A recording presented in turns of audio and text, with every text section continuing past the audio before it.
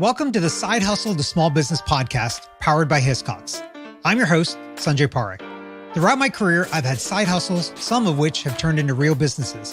But first and foremost, I'm a serial technology entrepreneur. In the creator space, we hear plenty of advice on how to hustle harder and why you can sleep when you're dead.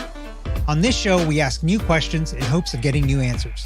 Questions like, how can small businesses work smarter?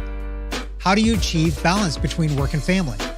How can we redefine success in our businesses so that we don't burn out after year 3? Every week, I sit down with business founders at various stages of their side hustle to small business journey. These entrepreneurs are pushing the envelope while keeping their values. Keep listening for conversation, context, and camaraderie.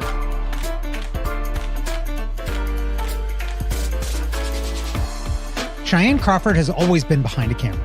Taking graduation photos and prom pictures in high school, she knew that capturing moments was one of her innate talents. After Cheyenne realized that a traditional college path wasn't for her, a chance opportunity to shift the subject of her photography emerged. She began focusing her lens on real estate. Cheyenne now works full-time capturing homes for sale in Atlanta at her business, HomeStar Photo.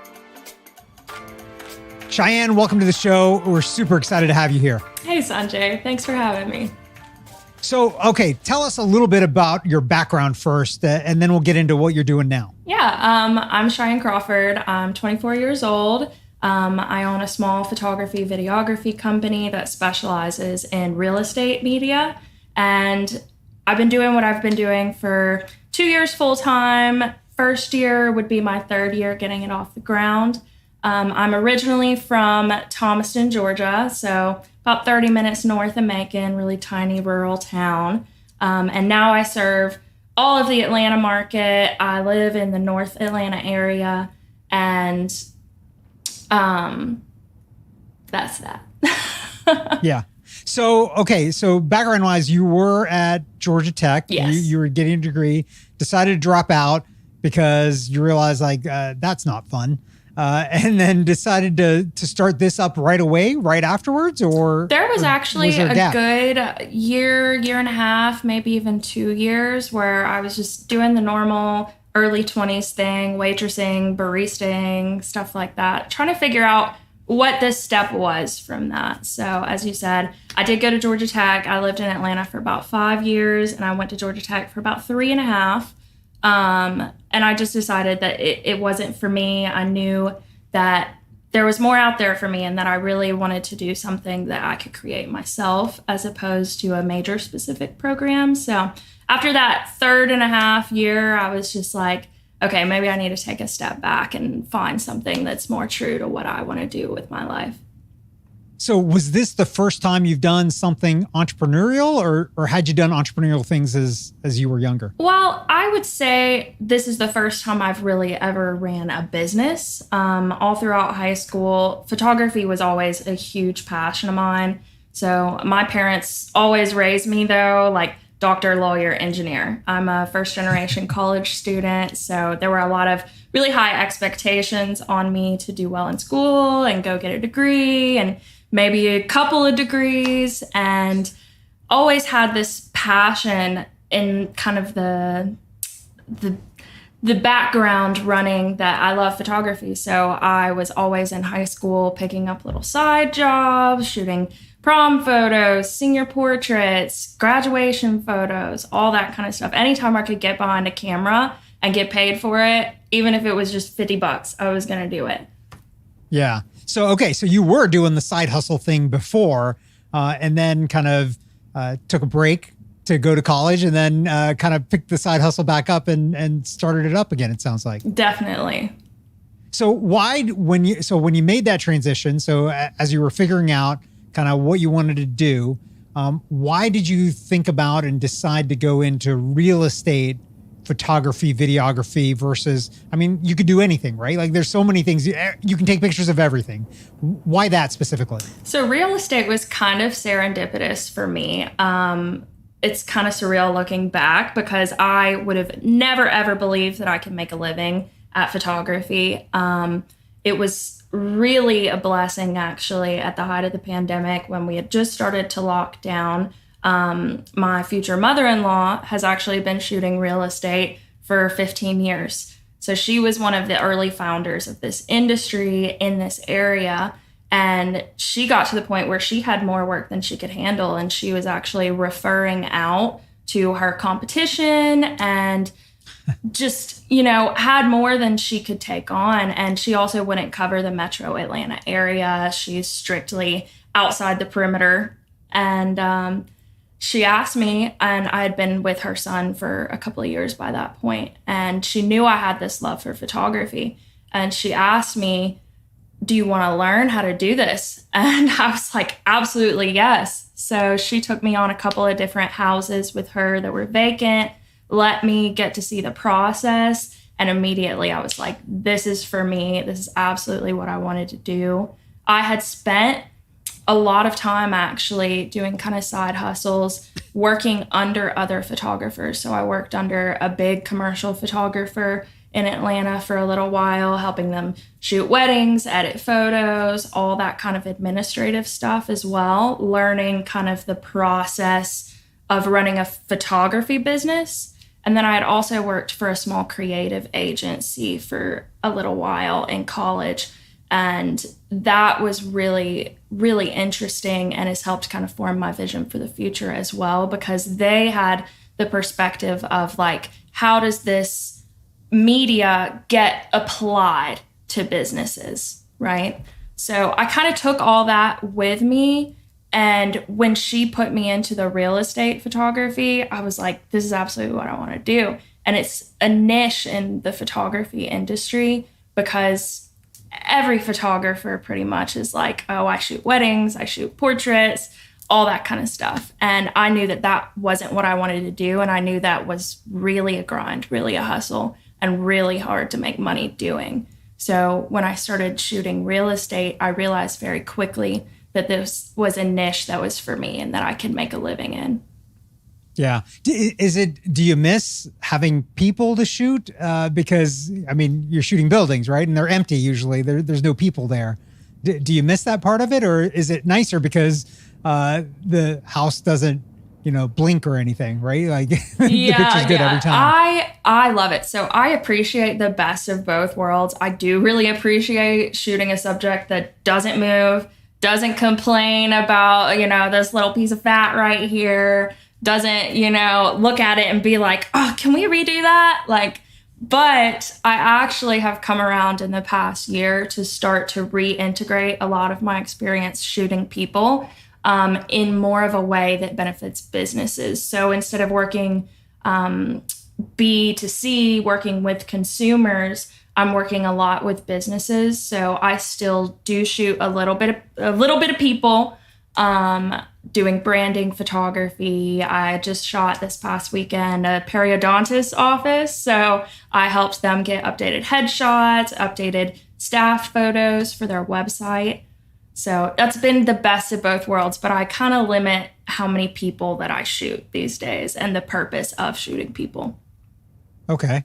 So how did so when you started moving into this, fortunately you had the benefit of having your mother-in-law kind of show you the ropes and everything. But as you started to kind of get into this, how did you get your first client? Was it because of a referral from her, there was extra work, or did you go out and had to find your own clients? Like how did you do that? That's kind of twofold. So actually most of my clients now are totally generated by me. She really just gave me the tools to build my portfolio so that I could market myself. So I started getting my first clients from getting some referrals from her and getting referrals from that. And we're a heavily based referral business. Most of real estate is. We really, really value referrals in the real estate business. And also through my Instagram, I have gotten a ton of clients from my Instagram. And as much as I hate social media, I can't knock it for how much value it has given me in my business.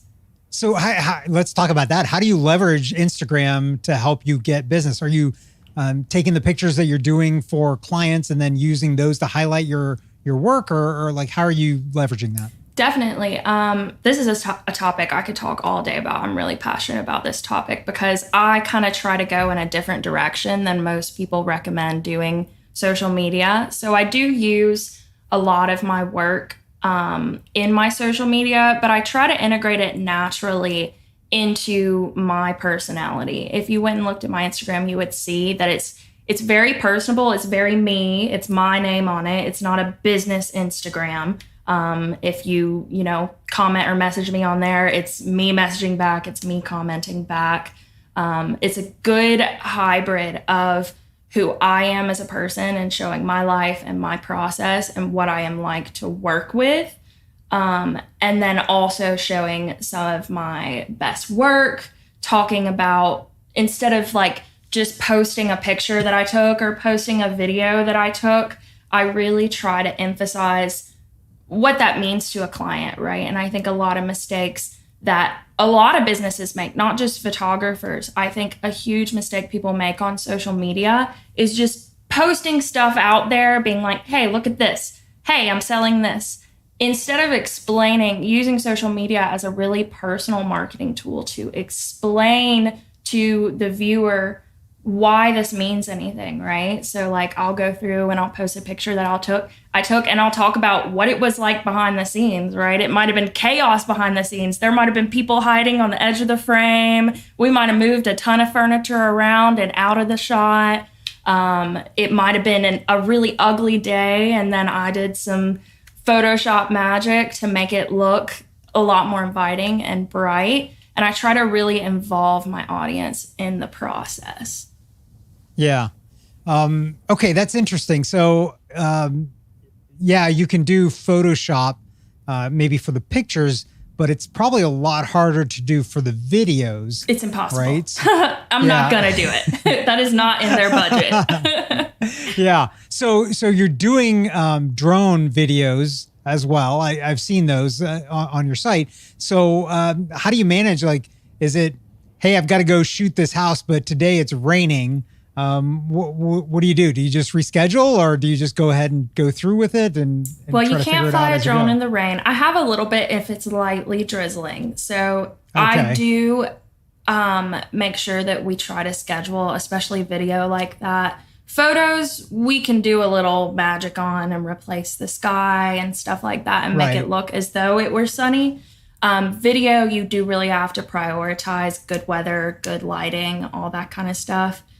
So yeah, I do reschedule. Actually, I have 3 shoots tomorrow that all need drone on them, and it's raining all day tomorrow. So I have to take my day off on Thursday and reschedule them all for Thursday so that we can get the appropriate weather for them to get the service they need.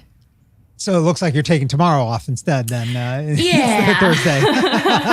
If you work for yourself, there's really no days off, unfortunately.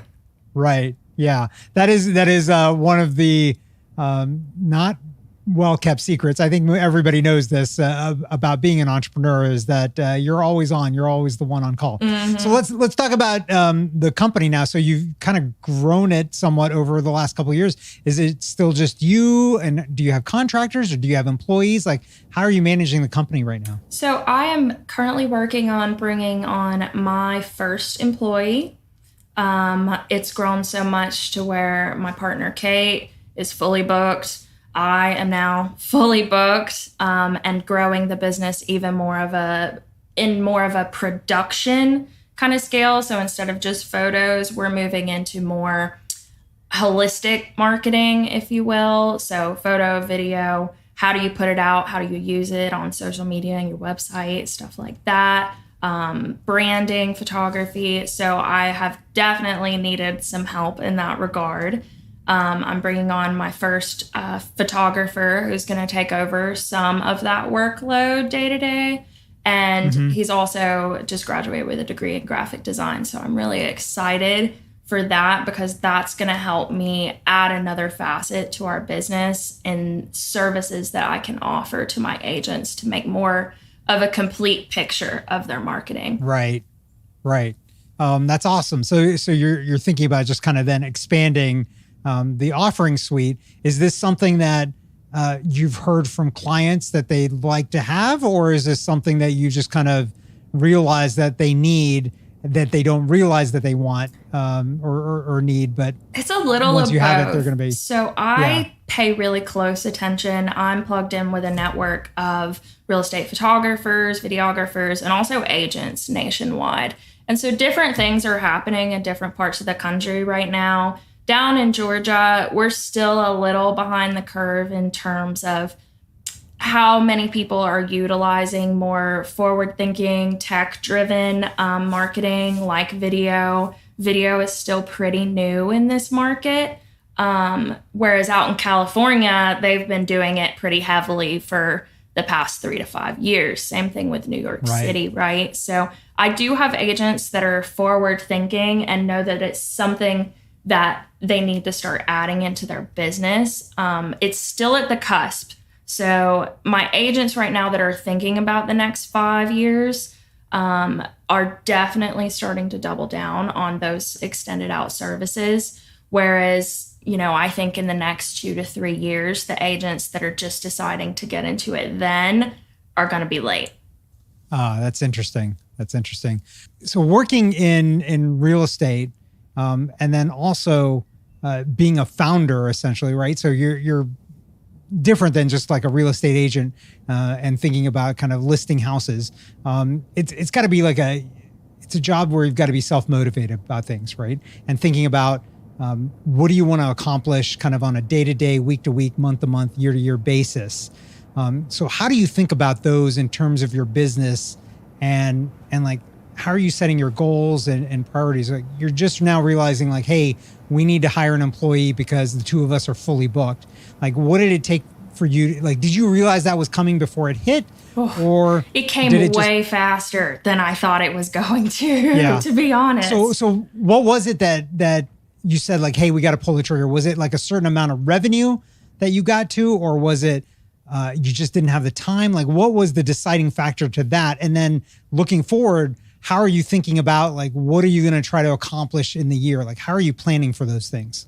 I think for us, what kind of tipped it over to make me think it's time to bring on another team member was actually not necessarily revenue driven. The way that we're functioning right now is it's kind of like our time for money. So we can only make as much money as we have hours in the day to go out and shoot. That's our highest income generating activity. The best and highest use of our time as real estate agents like to say. And I think it became the right time because we started having people reaching out to us wanting to work for us, seeing what we were doing, seeing what I was doing on social media and being like, that looks so cool. Like, I really want to get into that.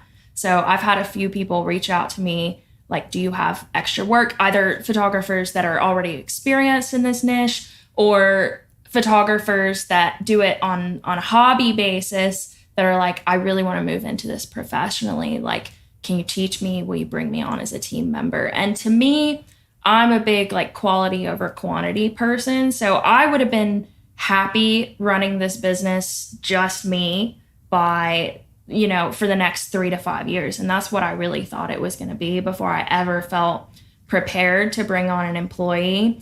But I had people come to me at the right time that seemed like such a perfect fit. And I think it's so important for the sustainability of your growth to bring on really quality employees that are going to stay with you for the long run. And that's what I knew I wanted for my business in the long run. So you're asking about setting goals, which has really shifted my whole thought process on setting goals has really shifted for me actually being in business for a little over 2 years now. When I first started out, and I'm a big forward thinker, I'm a big goal setter, and it's hard for me to see the day to day in the big picture, right? So I definitely lose the trees in the forest sometimes. And it was a big shift for me because I started out thinking, oh, like I want to have a creative agency. I want to have like all these big commercial properties and everything to do, right? And I had all these big vision dreams and like really no practical knowledge to apply to it that would get me there, right? And I have realized how much I don't know by actually doing. So it helped me to take those really big goals and break them down into like, okay, I have to just keep going every day. Like I just have to keep putting in the work every day, and it's going to get me where I'm wanting to go. And that has really shown itself to me in the past year, because so many of the seeds that I planted early, and I'm a big believer in like manifestation and stuff, right? So like if you set the goal and you keep talking about it to people and you keep thinking about it and you keep centering the work of what you want it to become around, you're planting seeds the whole time, right? And when I first started, I was like, oh, I want to have all these full package clients that are doing photo, video, drone, Matterport, branding on every single property that they do, right? And it took me having those clients for 2 years, putting that bug in their ear, and slowly building up the value in their minds about that and showing them the evidence that I saw other places of other people doing that, for those agents to finally, even now, even just this month, coming around and telling me this is what I want to start doing. And it's kind of crazy, because they say that's when you're in alignment, right? Is when all those things start to pile up and start happening and set into motion. And it's been a lot of momentum building the past, I would say, 6 months. How are you balancing work versus your actual personal life? Well, I am super, super fortunate to have a fiance who works damn near as much as I do. So he's a car salesman. So he gets like every Thursday off and then every other Sunday off. And even with him, you know, it's kind of the same deal. Like if he's got clients coming in and he knows he's going to close a deal, he's like, babe, like I know it's my off day, but I got to go in and close this deal. Yeah. And it's the same way with me, you know, like we were going to take Thursday off to be together, but I told him today, I'm like, sorry, babe, like I got to take these 3 appointments on Thursday. And he's like, that's okay. Like, we'll make it work. Yeah. I don't have kids, so that is a huge help. I know that takes a lot of people's time, right. Especially running a small business. This is a good question, because I don't know if I balance it that well. Yeah. I'm working on it. I'm getting better at it all the time. The benefit has been, actually, I would say last year was probably the hardest year of my life, both for personal reasons and just this business was growing and working out all the kinks and learning my clients and stuff. So I think last year was really, really, really challenging. But now I've got these systems in place that help me to manage it and help me to manage my time better. And I know the workflow like the back of my hand now. So everything that I do doesn't take nearly as much time. So, however, with a caveat, I am adding a lot more video this year, and video is much, much more time consuming, right? Both on site and in post-production. So whereas I might send my photos off to an editor and have my evenings, and have the photos back first thing in the morning and send them off to my clients. With video, it's much more meticulous. I have to be very involved in the editing process to make sure we can like deliver a consistent product, and it's much more time consuming in the back end. Yeah. So you've mentioned systems and tools a couple of times. What are some of those tools that you use that you could like not run the business without? I would say my delivery platform, I'm actually an ambassador for them. It's called Ario. So my partner, Kate, did a lot of research on what we could use to actually get those big files to our agents, because Dropbox was not cutting it. Dropbox, we have a lot of agents that are older and have been in the biz for a long time, and they don't have any idea how to like even unzip a file, much less go onto Dropbox, find it, unzip it, download it, all that kind of stuff, right? And then get it into the MLS. So we found a really amazing, particularly dedicated platform for real estate photography that has changed everything for us. Like, I mean, the workflow is so much simpler now. And it makes it a lot easier for our agents as well as brings them a lot of value. Other systems, I can't live without my editor. Like, you're talking about time management and how do I have a life outside my business?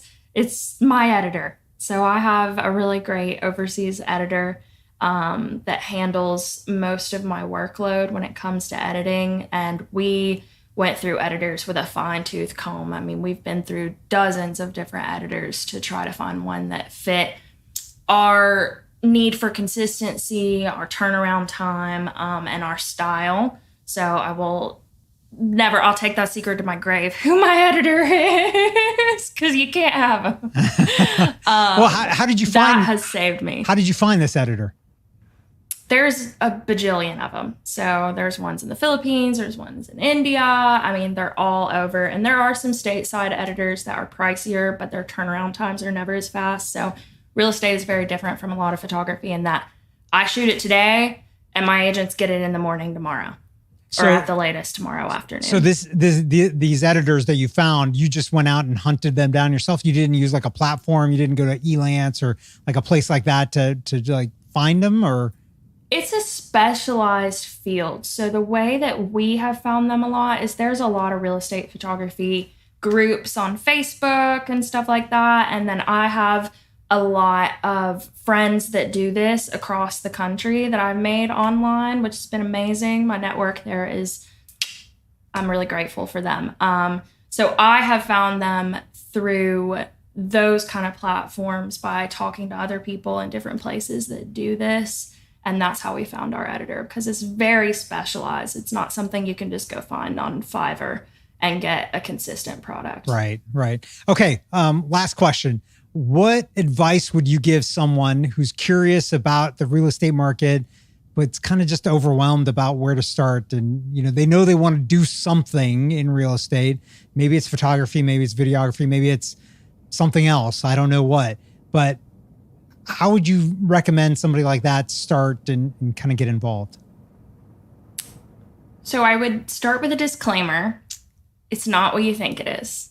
It is not the glamorous thing that selling sunset and HGTV and all that stuff makes. It's not even close to that. It's not just seeing pretty houses and making big fat checks. There's a lot of blood, sweat, and tears involved, and there's a whole lot of skill that it takes, even just beyond going and getting your real estate license.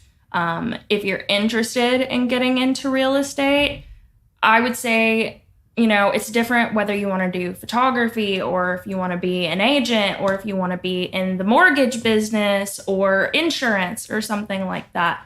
I will say it's an amazing industry to be in. It's full of all different sorts of people. Not all of them are savory. If you catch my drift, not all of them are the best example of the industry, but at the same time, I would encourage you, if it's something you're interested in, to really do your research, right? And reach out to other people that are doing it in your area that you would like to be doing business like they do. It's a very mentorship heavy industry.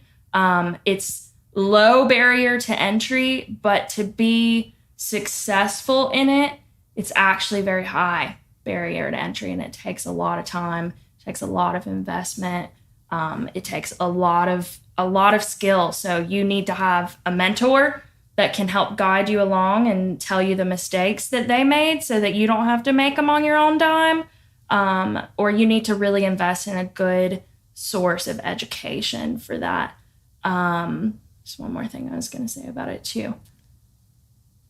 Oh, also, this is just like my little kind of ethical thing. I really, really love being in real estate because it's really making a difference in our communities. And in a world, especially post-pandemic, that we're more disconnected than ever, and we have more disconnection from our communities than ever, I really love that I do what I do. Like, I'm getting chills right now. I love that I do what I do because I get to meet people that live in my community every single day.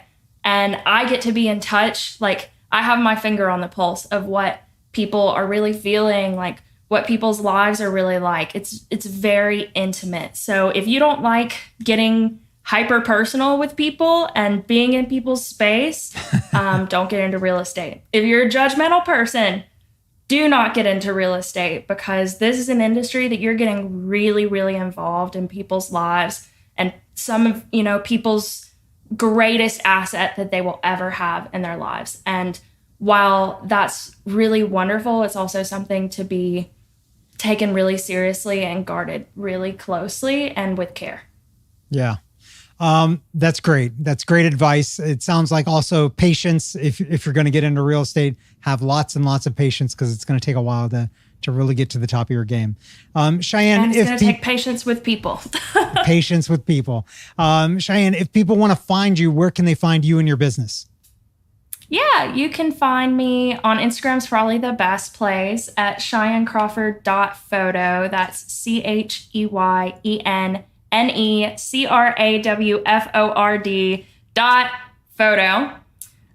You can check out our website at HomeStarPhoto.com, HomeStarPhoto, all one word, .com. And then you can also check us out on Facebook at HomeStar Photo. HomeStar is one word. Awesome. Thanks so much for coming on the podcast. Thank you so much for having me.